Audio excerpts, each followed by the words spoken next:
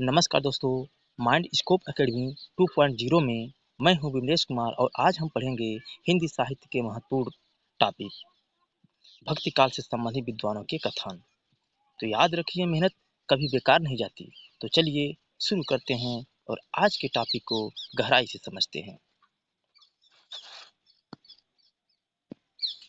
तो पहला कथन है आचार्य रामचंद्र शुक्ल का, अपने पौरुष से हताश जात के लिए भगवान की भक्ति। दोस्तों यहाँ शक्ति नहीं होगा, भक्ति होगा, यहाँ त्रुटि है, आप लोग भक्ति ही लिखिएगा।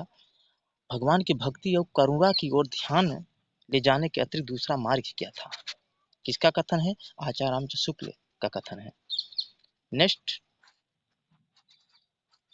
आचार्य रामचंद्र शुक्ल के ही कथन है, भक्ति का जो सोता दक्षिण भारत की ओर से धीरे धीरे उत्तरी भारत की ओर पहले से ही चला रहा था, उसे राजनीतिक परिवर्तन के कारण शून्य पड़ते हुए जनता के हृदय क्षेत्र में फैलने के लिए पूरा स्थान मिला।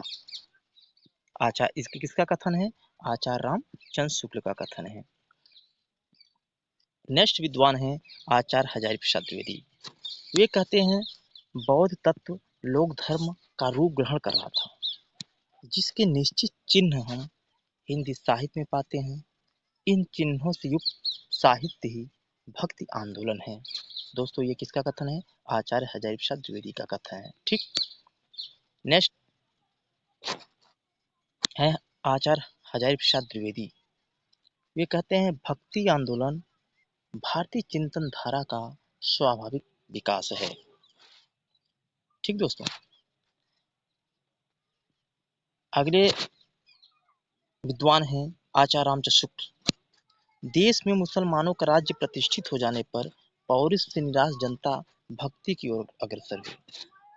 रामचंद्र शुक्ल जी कहते हैं कि भक्ति का उदय कब हुआ? जब देश में मुसलमानों का राज्य प्रतिष्ठित हो गया था। वे मंदिरों को तोड़ते थे, स्त्रियों पर दुर्व्यवहार करते थे, पूरी तरह से अपना वर्चस्व जमा लिए थे।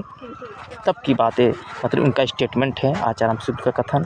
कहते हैं, देश में मुसलमानों का राज्य प्रतिष्ठित हो जाने पर जब जनता हार चुकी थी, तब जनता से निराशा और जनता भक्ति की ओर अग्रसर हुई। तब उसने क्या किया? ईश्वर को पुकारा, ईश्वर के प्रति श्रद्धा रखी। उसी टाइम में भक्ति का उदय हुआ। ये रामचंद्र शुक्ल का कथन है दोस्तों।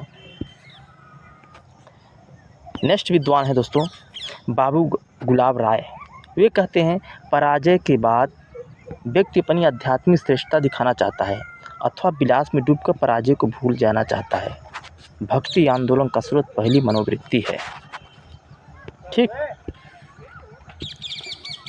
अगले विद्वान है दोस्तों जॉर्ज ग्रियर्सन। ये कहते हैं, ईसा की दूसरी या तीसरी शताब्दी में कुछ ईसाई मद्रास आकर बस गए थे, जिनके प्रभाव से भक्ति भावना को उदय हुआ। भक्ति आंदोलन ईसाइयत के देन है। कई बार क्वेश्चन पूछा गया है net GRF, TGT, PGT, LT grade आगामी परीक्षाओं में ये स्टेटमेंट आप लोगों को, ये कथन आप लोगों को बहुत ही आप लोग लाभकारी होंगे। तो इसलिए मैं इन कथनों को ज़रूरी समझा आप सबके सामने व्यक्त करने के लिए समझ। तो अगले विद्वान हैं जॉर्ज ग्रियर्सन। वे कहते हैं, बिजली की चमक के समान अचानक समस्त पुराने धार्मिक मतों के अंधकार के रूप में एक नई बात दिखाई दी। कोई हिंदू ये नहीं जानता कि यह बात कहाँ से आई।